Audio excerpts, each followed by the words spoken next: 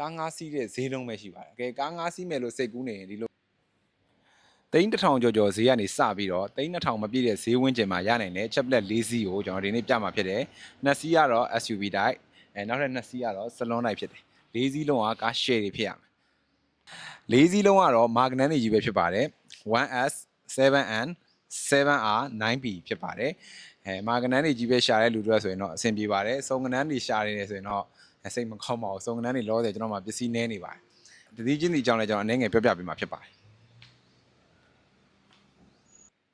ပထမဆုံးအနေနဲ့သိန်း1000ကျော်မှာရနိုင်တဲ့ဒီ Chevrolet Cruze လေးကိုအရင်ဆုံးပြပေးမှာဖြစ်ပါတယ်ဒီ Cruze လေးကတော့ model က2018ထွက်ပါတယ် engine power 1.3 ဓာတ်ဆီ engine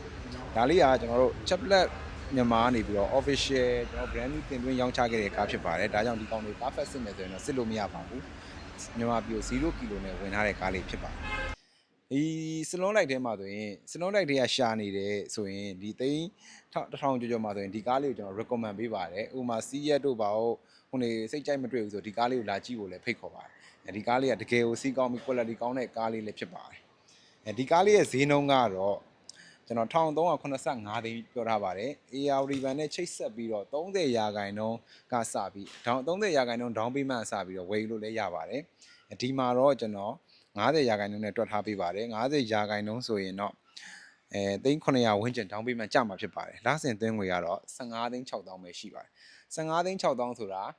ကားငါးစီးတဲ့ဈေးလုံးပဲရှိပါတယ်ကဲကားငါးစီးမယ်လို့စိတ်ကူးနေရင်ဒီလိုကားမျိုးကိုအရေးကြဝယ်စီးလိုက်ပါအဲ့ဒါပိုတန်ပါဒုတိယမြောက်1000ကျော်မှာရနိုင်တဲ့ကားကတော့ Chevrolet Captiva ဖြစ်ပါတယ်ဒီကားလေးကတော့ model 2016ထွက်ပါတယ်20 diesel engine ပါဒီကားတွေကိုကျွန်တော်အများကြီးရောင်းမှုပါတယ်ရောက်တိုင်းလဲရောင်းလို့မလောက်ပါဘူး Captiva မေးထားတဲ့ customer တွေဆိုရင်ခု Captiva ရောက်ပါပြီဒီကားလေးအကြောင်းလည်းအနည်းငယ်ရှင်းပြပါမယ်20 diesel engine ခုံသုံးနဲ့လာပါတယ်တော်တော်စီးလို့ကောင်းတဲ့ထဲမှာပါပါတယ်စီစားလဲတက်တာပါတယ်ဒီကားလေးတွေကဒီကားလေးကိုကျွန်တော်ကရောင်းချပေးမယ်ဈေးကတော့1380နဲ့ကျွန်တော်ညှိနှိုင်းရောင်းချမှာဖြစ်ပါတယ်ဒီကားလေးကိုကြတော့ဗန်ချိတ်ယူမယ်ဆိုရင်တော့3နှစ်အကြီးကြတယ်ပဲရှောက်လို့ရမှာဖြစ်ပါတယ်။နောက်ပြီးမှ90ရာခိုင်နှုန်းသွင်းမယ်ဆိုရင်3900ဝန်းကျင်ကျတဲ့မှာဖြစ်ပါတယ်။ဒါတင်သွင်းငွေနဲ့ကြတော့3နှစ်ဖြစ်သွားတဲ့အတွက်23သိန်းဝန်းကျင်ကျတဲ့မှာဖြစ်ပါတယ်။တတိယမြောက်တစ်စီးကတော့3000ဝန်းကျင်နားမှာ3000အောက်မှာရနိုင်တဲ့ Chevrolet Malibu ဖြစ်ပါတ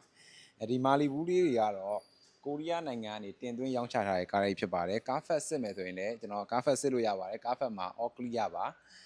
ကားကလည်းအပြင်မှာ အော်ဈေးကို80-80ရာခိုင်နှုန်းလောက်ကိုအော်ဈေးကျန်ပါတယ်အတိုက်ခိုက်လုံးဝမရှိပါဘူးဒီမာလီဘူးထဲမှာဒီကောင်2019 1.3 premium grade ဖြစ်ပါတယ်ဒီကားလေးကိုကျွန်တော်ရောင်းချပေးမယ်ဈေးက3880ညှိနှိုင်းနဲ့ရောင်းချပေးမှာဖြစ်ပါတယ်ဒီကားလေးကိုလည်း AR Ribbon နဲ့ချိတ်ဆက်ပြီးတော့30ရာခိုင်နှုန်း down payment စပြီးအနည်းဆုံးရှောက်ပြီးတော့ဝယ်လို့ရမှာ9နှစ်ရကြနဲ့ဝယ်လို့ရမှာဖြစ်ပါတယ်ကျွန်တော်ဒီမှာတော့90ရာခိုင်နှုန်းနဲ့ပဲတွက်ထားပေးပါတယ်90ရာခိုင်နှုန်းနဲ့ဆိုရင်တော့3000မပြည့်3000မပြည့်ပါဘူး3000ဝန်းကျင်ပေါ့ down payment သွင်းရမှာဖြစ်ပါတယ်လစဉ်သွင်းငွေကတော့9နှစ်ရကြဆိုရင်21သိန်းဝန်းကျင်ကျတဲ့မှာဖြစ်ပါတယ်နောက်ဆုံးတစ်စီးကတော့ Malibu ဈေးတာတာနဲ့စီးရမယ် Chevrolet Equinox 2019 model ဖြစ်ပါတယ်ဒီကားလည်းကိုရီးယားနိုင်ငံတင်သွင်းထားတာပါ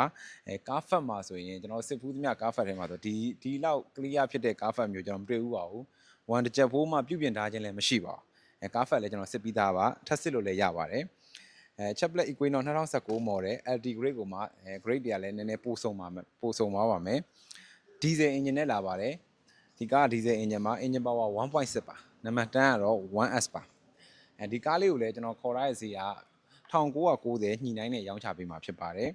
ခုနလိုပဲ AR Ribbon နဲ့ဆိုရင်30ရာခိုင်နှုန်းကစပြီးအနည်းဆုံး down payment သွင်းပြီးတော့9နှစ်အရေးကြာထိကြောက်လို့ရပါတယ်90ရာခိုင်နှုန်းဆိုရင်တော့90ရာခိုင်ဒီမှာတော့ကျွန်တော်90ရာခိုင်နှုန်းနဲ့ပဲတွက်ထားပါတယ်90ရာခိုင်နှုန်း9နှစ်သွင်းမယ်ဆိုရင်တော့တစ်လကို22သိန်းဝန်းကျင်ပဲကျတဲ့မှာဖြစ်ပါတယ်ကျွန်တော်ပြခဲ့တဲ့ဒီ၄စီးမှာဆိုရင်1300ဝန်းကျင်မှာဆိုရင်စလွန်တိုက်ထဲမှာဆိုရင်ဒီ Cruze ကိုရမယ်SUV တိုက်တွေကဆိုရင်ဒီ Captiva ကိုရမယ်3000အောက်မှာဆိုရင်တော့ဒီ Malibu နဲ့ဒီ Equinox ကိုရမှာဖြစ်ပါတယ်မိတ်ဆွေတို့ဆိုရင်တော့ဒီ၄စီးတွေကဘယ်ဟာကိုကြိုက်လဲ၄စီး SUV ကြိုက်လားစလွန်ကြိုက်လားကြိုက်တဲ့ကောင်ကို comment မှာမှတ်ခဲ့ပေးလို့ရပါတယ်အားလုံးကျေးဇူးတင်ပါတယ်ကျွန်တော် Great Friendship ကမြတ်သေးပါ